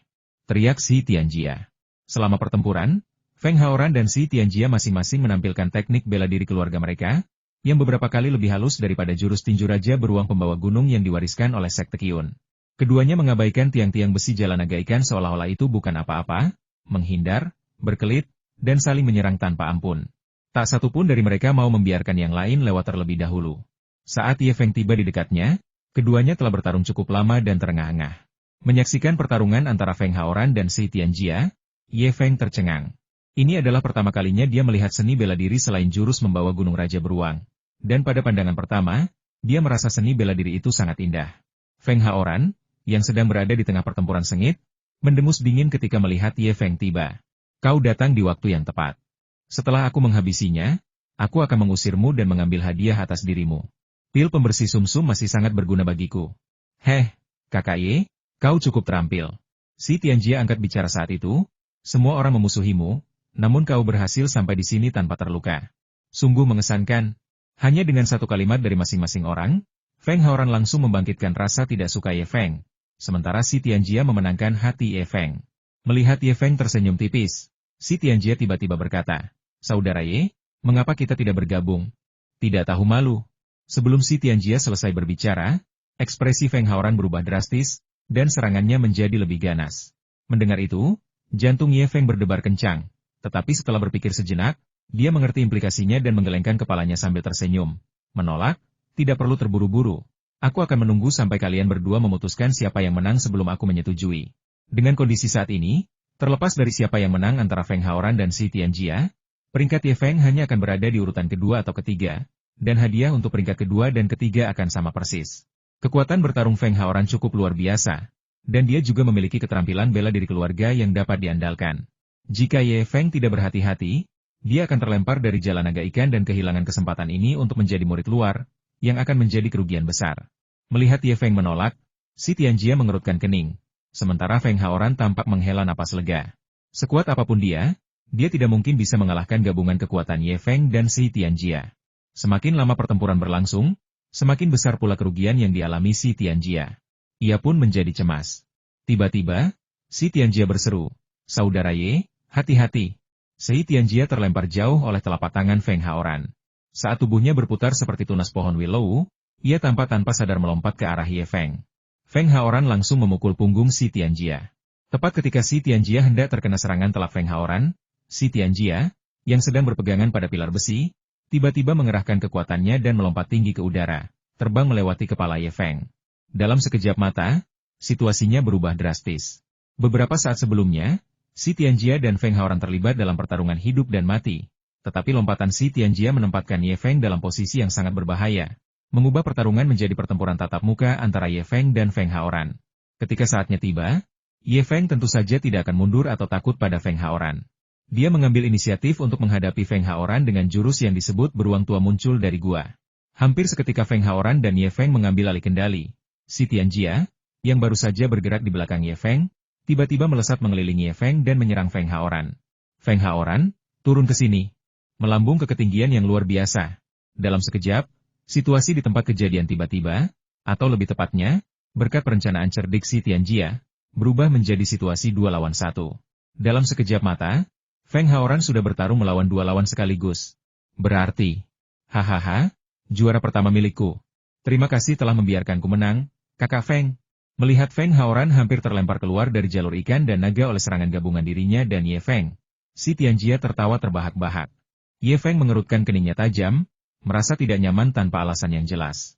Si Tianjia ini ternyata juga telah bersekongkol melawannya. Juara pertama, Feng Haoran mengangkat alisnya, aura arogannya semakin menguat. Dia tiba-tiba terhuyung, mengabaikan serangan Ye Feng dan langsung menyerang Si Tianjia, yang menyelinap dari samping. Dor! Dor!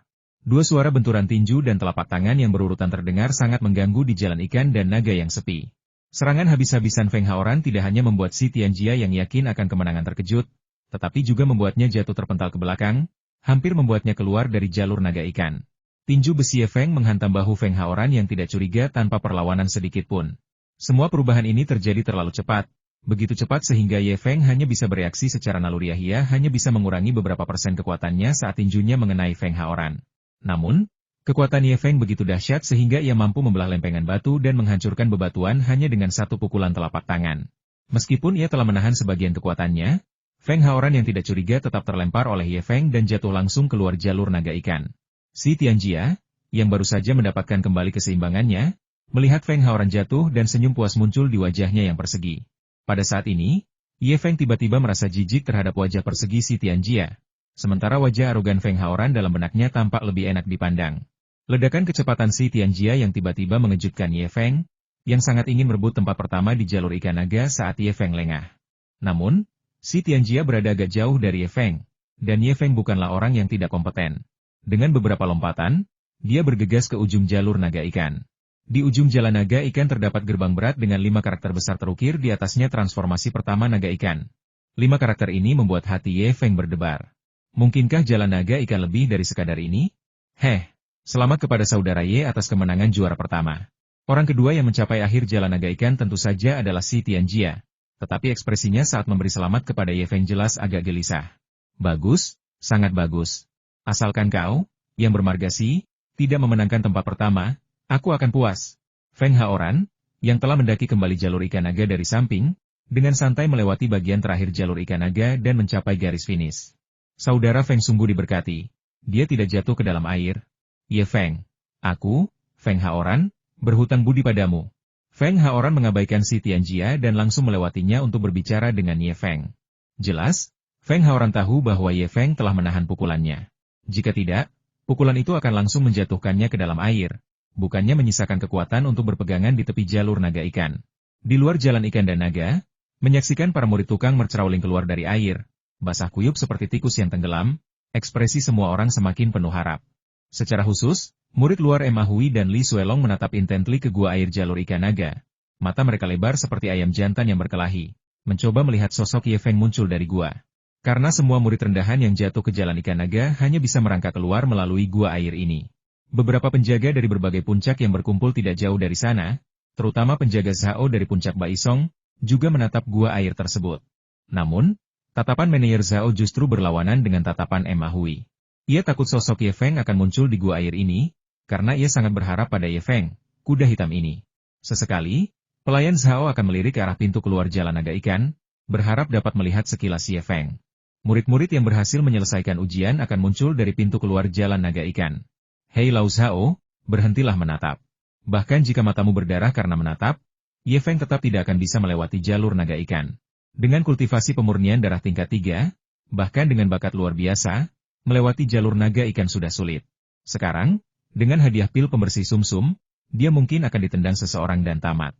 Lagi pula, juara pertama bahkan belum ditentukan, dan kau sudah menatap pintu keluar jalur naga ikan? Apa kau pikir Ye Feng masih bisa mendapatkan juara pertama? Kukatakan padamu, evaluasi kinerja puncak 100 pinus di bawah yurisdiksimu tahun ini sudah benar-benar berakhir. Tiba-tiba, manajer itu berhenti berbicara secara mendadak. Mulutnya ternganga seolah-olah ada telur bebek yang dijejal di dalamnya. Benar-benar terkejut. Dia keluar. Dia keluar. Manajer Zhao bersorak, tetapi kemudian tiba-tiba membeku karena terkejut. Juara pertama? Mustahil. Ma Hui dan Li Suelong, yang matanya terbelalak lebar seperti ayam aduan, tak kuasa menahan diri untuk menggosok mata mereka ketika melihat Ye Feng, orang pertama yang keluar dari pintu keluar jalan Yulong. Kesunyian. Saat Ye Feng menjadi orang pertama yang keluar dari pintu keluar jalur ikan naga, gerbang jalur ikan naga tiba-tiba menjadi sunyi. Banyak murid luar yang datang untuk menyaksikan pemandangan itu menatap Ye Feng dengan saksama, mencoba mencari tahu sesuatu. Ye Feng adalah pemenang juara pertama kompetisi jalur ikan dan naga tahun ini. Kuda hitam. Hahaha. Kuda hitam mengejutkan. Habis-habisan. Bandar menang. Setelah pemimpin sekte di depan Yulong Dao mengkonfirmasi peringkat Ye Feng, Jin Yuan Bao, yang telah memasang taruhan di bandar sebelumnya, melakukan salto ke atas meja judi dan meraung kegirangan. Sebaliknya, para murid luar yang telah memasang taruhan sebelumnya sangat marah dan merobek-robek kwitansi di tangan mereka hingga hancur berkeping-keping.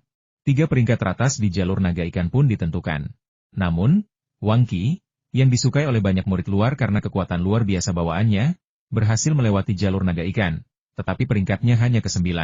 Pada akhirnya, total 347 murid rendahan memasuki jalur naga ikan, tetapi hanya 16 dari mereka yang berhasil melewati jalur naga ikan dan menjadi murid luar, tingkat eliminasi yang sangat tinggi. Pada dasarnya, hanya murid rendahan dengan kekuatan pemurnian darah tingkat keempat yang memiliki kesempatan untuk melewati jalur naga ikan. Ye Feng, ini adalah hadiah untuk juara pertama di jalur naga ikan 1 pil pembersih sumsum dan 10 pil esensi darah.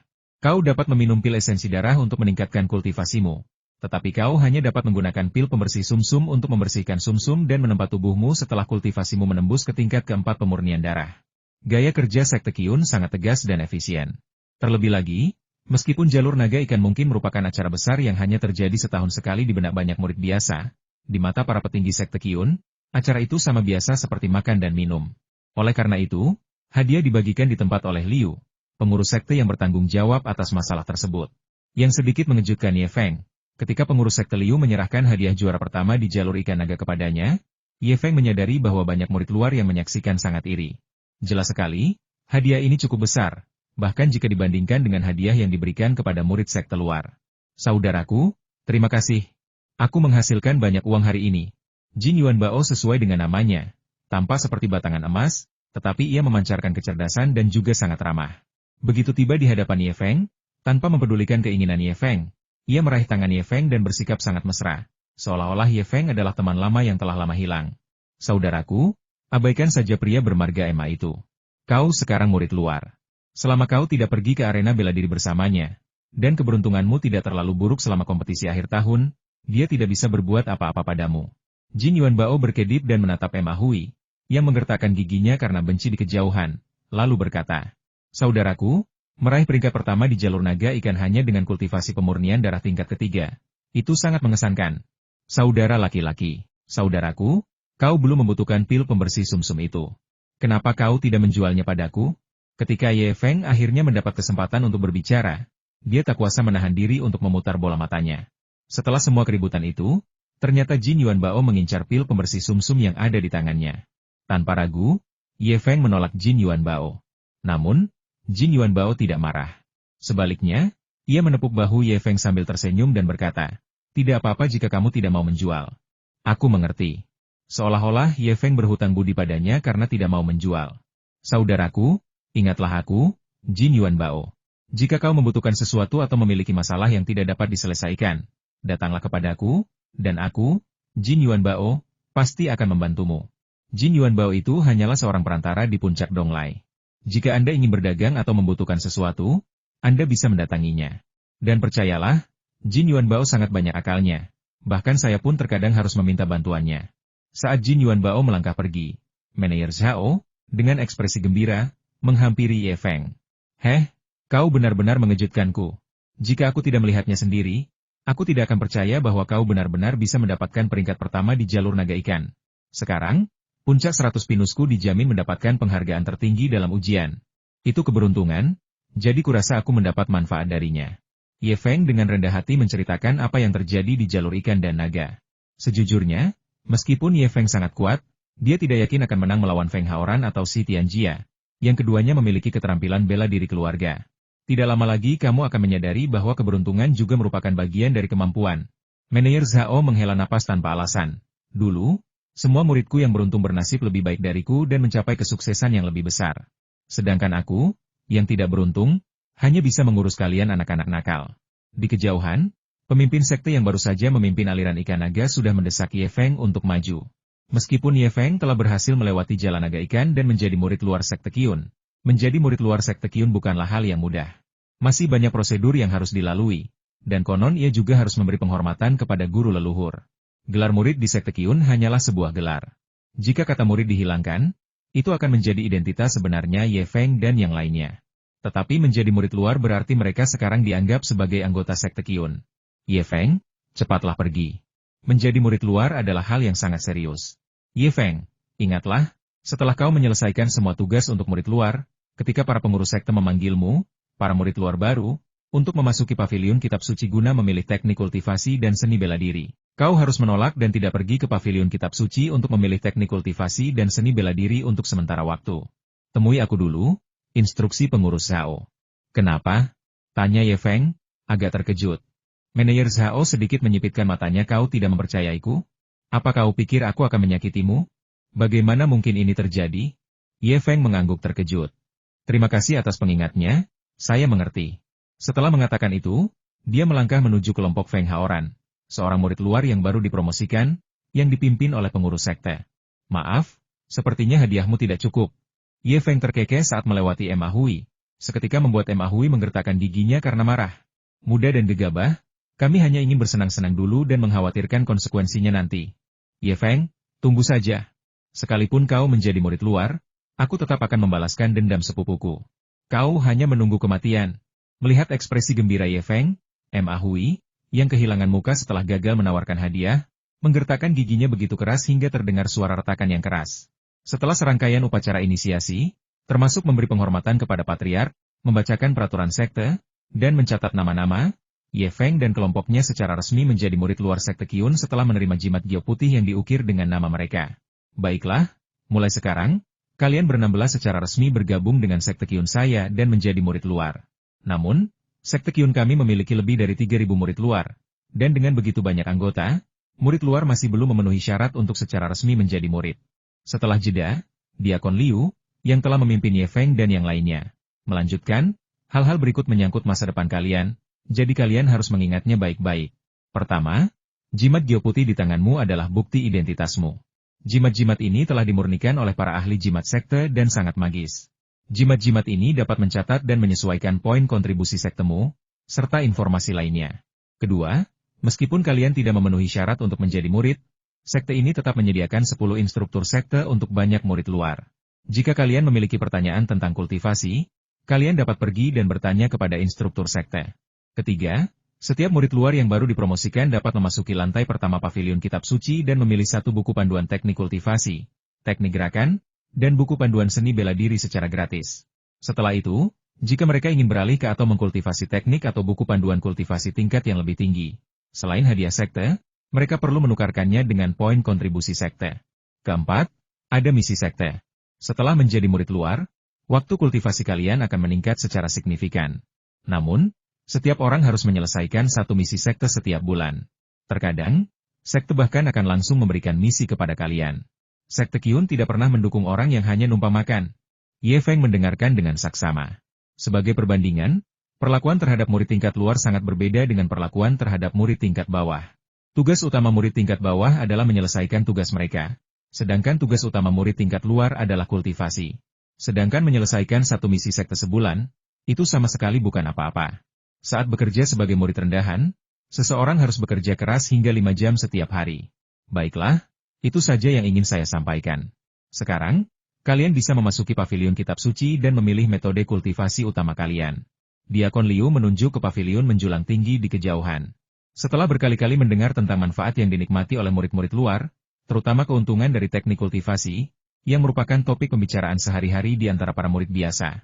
Bahkan seseorang yang sombong seperti Feng Haoran pun tak kuasa menahan diri untuk mempercepat langkahnya dan bergegas menuju paviliun kitab suci Sekte Qun setelah mendengar apa yang dikatakan oleh pengurus Liu. Saudara Ye, apakah kita akan bergabung?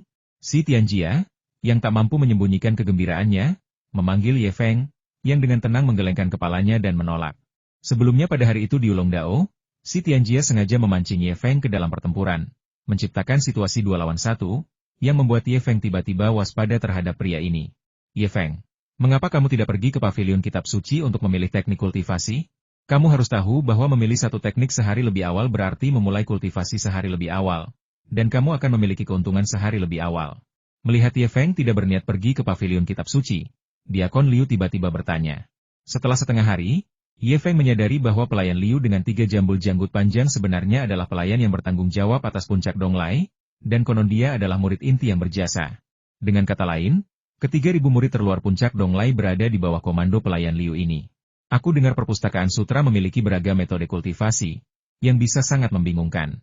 Aku ingin menunggu sampai aku tenang sebelum membuat pilihan yang cermat. Ye Feng ingin langsung mengatakan bahwa itu karena instruksi Manayer Zhao, tetapi dia tidak yakin apa yang dimaksud Manayer Zhao dengan instruksi tersebut, jadi dia hanya bisa mengatakannya seperti ini. Mendengar itu, ekspresi Diakon Liu tiba-tiba berubah muram. Idenya bagus. Tetapi kalian tidak boleh melupakan peraturan sekte yang baru saja kubacakan teknik kultivasi dan buku rahasia sekte Qun melarang murid untuk saling membantu secara pribadi. Jika ketahuan, kultivasi mereka akan dicabut dan mereka akan dikeluarkan dari sekte. Dengan dengusan berat, Diakon Liu pergi, meninggalkan Ye Feng berdiri di sana dengan senyum pahit. Ye Feng tidak menyangka bahwa Diakon Liu telah salah paham, mengira dia ingin bertukar teknik kultivasi dengan murid lain dan menggunakan kesempatan ini untuk berbuat curang. Ye Feng tidak terburu-buru menemui Manayer Zhao. Meskipun ia sangat penasaran dengan niat Manayer Zhao dalam memberikan instruksi tersebut, dan juga menantikan apa yang disebut sebagai hadiah dari Manayer Zhao, ia pergi ke tempatnya di Donglai Feng terlebih dahulu. Sebagai perbandingan, murid-murid tingkat luar menerima kondisi kehidupan yang jauh lebih baik daripada murid-murid tingkat bawah.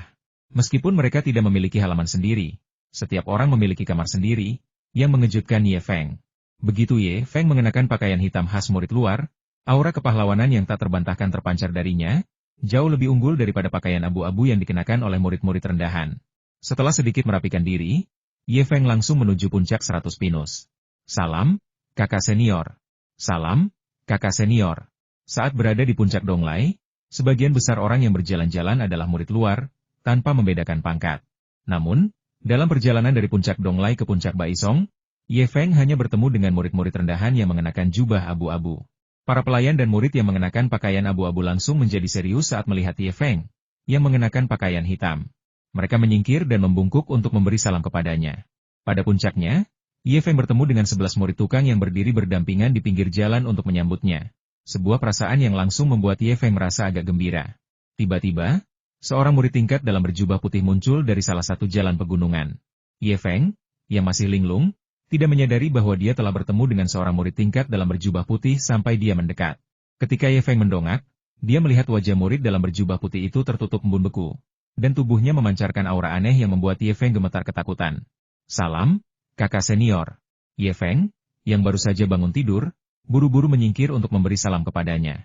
Melihat ini, ekspresi murid dalam berjubah putih itu sedikit melunak. Ia meninggalkan dengusan dingin yang seolah memecah gendang telinga Ye Feng, lalu melangkah pergi. Baru kemudian bulu kuduk yang tadi berdiri di sekitar Ye Feng menghilang, dan keringat dingin perlahan mengalir. Insiden yang tampaknya sepele ini menimbulkan gejolak besar di hati Ye Feng. Dia tidak boleh berpuas diri hanya karena pencapaian kecilnya menjadi murid luar. Terlalu banyak orang kuat di atas para murid luar.